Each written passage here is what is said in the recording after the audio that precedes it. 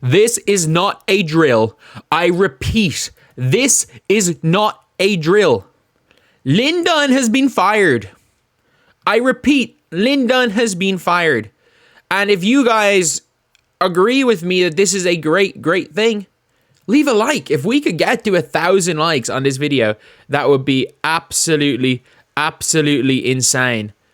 And if you guys could subscribe, be greatly, greatly appreciated. We are trying to hit 37k by the end of the day. And we're trying to edge closer to the Unapologetically Angel podcast. That's our goal. Our goal is over the next 12 months to overtake Angel Reese's podcast in subscribers.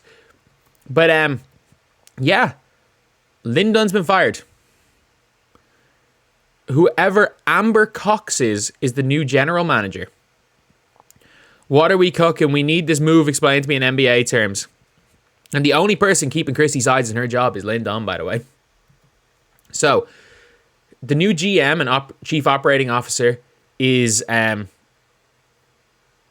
Amber Cox. And Lin Dunn was 100% blindsided by this. She was 100% blindsided by this.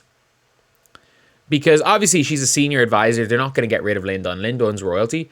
But she basically was being interviewed 2 days ago. And she was like, no, this is our goal. And it's like the top decisions are being made by Kelly Krauskopf.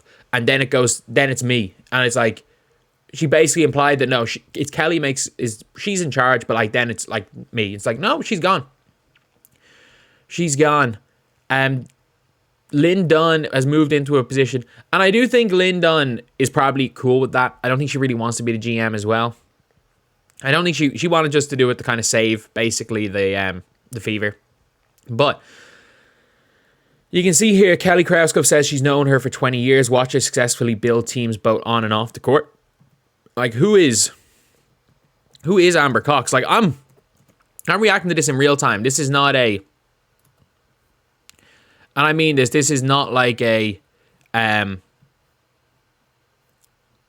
planned video. I didn't think Lin Dunn was going to be fired today. But she was the chief COO of Kansas City in the women's soccer. Before joining Kansas City, she had various sports positions in college. She went on to join the Phoenix Mercury in 2004 as the director of marketing and promotions. During her tenure at the Mercury, Cox became the COO and president of the 2010s. She was also the interim GM in 2013. Do you know what happened in 2014? They won the ring. They won a chip. So she was the interim GM. After the Mercury, she was a college basketball commissioner for the Big East Conference. She went to MLS and she became the chief marketing officer for the Houston Dash and Houston Dynamo. The following year, Cox was selected as vice president of the New England Black Wolves and the Connecticut Sun. Okay, so she seems like she's just completed sports in America. So it's looking like, considering her thing is a marketing role, I think maybe she's like going to be as much as anything pushing that side of it and maybe leaving Kelly Krauskopf as the president, letting her make some of the basketball decisions. But still, she's enjoyed significant success in both basketball and business sides of WNBA organizations. During her time as the COO of the Dallas Wings, she led the day-to-day operations, oversaw ticket sales, partnerships, marketing, communications, broadcasting, community efforts. Under her leadership, the Wings established franchise best marks across business metrics in 2023 and 24. And this season, the team has recorded 7 sellouts and played at 97% capacity. From 2006 to 2021, she was a VP of sports for the Sun. Ooh, the Sun made 2 finals in that spell, didn't they? Or they at least made 1. She began her career at the Mercury. Okay, this is interesting. Dunn, who returned to the Fever in 2020 prior to the 2022 draft, where they literally went and traded for like half the first round and cut them all. Remained as a senior advisor. Yeah, fair enough. Like Lin Dunn, you don't get rid of Lin Dunn, but I think Lin Dunn was probably blindsided by this.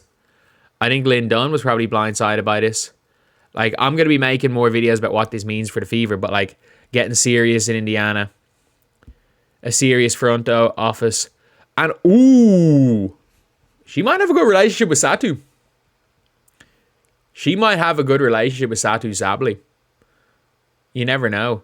She was running a lot of stuff for Dallas, and in fairness, As far as promotion is concerned, they did a good job of promoting Satu. They just did. I don't know what role, but yeah, so Dunn's gone. Sides has to be on. Like, let's be real. This Satu agenda might have new life. Dunn's not making the decisions now, making moves. Like, Lin Dunn is being replaced. Like, the Indiana Fever are taking this seriously. You know it's crazy when this person, like, this is one of the biggest Caitlin Clark haters. Sounds like a solid pickup for a team looking to maximize and capitalize on their appeal. Like, when they are hyped for the Indiana Fever, you know that this is a good call. The Fever ain't effing around. And being around the game helped build a successful team in Connecticut. It begins. Yeah, it's a new era for the Indiana Fever. They're not playing around now. The team wants to win championships. This was an incompetent franchise for so long, and they're now taking this seriously. Like, how long do you guys give Christy Sides till she's gone? I give her about a week. Like, Kelly Krauskopf was what, announced 2 weeks ago? Lin Dunn seems to have been completely blindsided based on interviews. She seems to have been completely blindsided.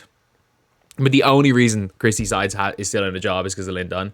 And, sorry, a senior advisor does not get to pick the coach. And I mean that. A senior advisor does not choose who the coach is. But this is going to be massive. This is going to be massive, lads. Like, Firesides, get Caitlin some help.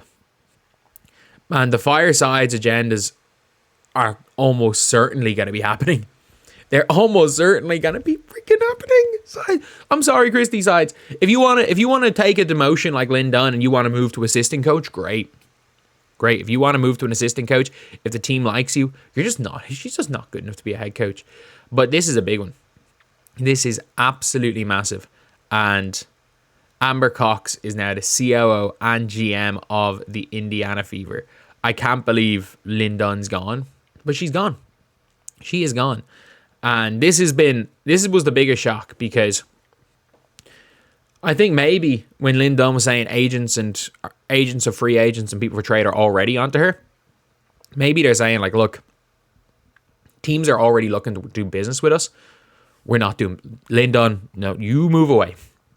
You move away. We can get our business done nice and early here. And I think someone probably got in Herb Simon's ear and was like, dude, what are you doing? You have the Fever, who are almost as big, who are going to make you equally as much money as the Pacers, based on like ticket revenue and merchandise sales, and you're probably your best chance at a championship. So, yeah, you need to, act with some urgency. And in his defense, he has.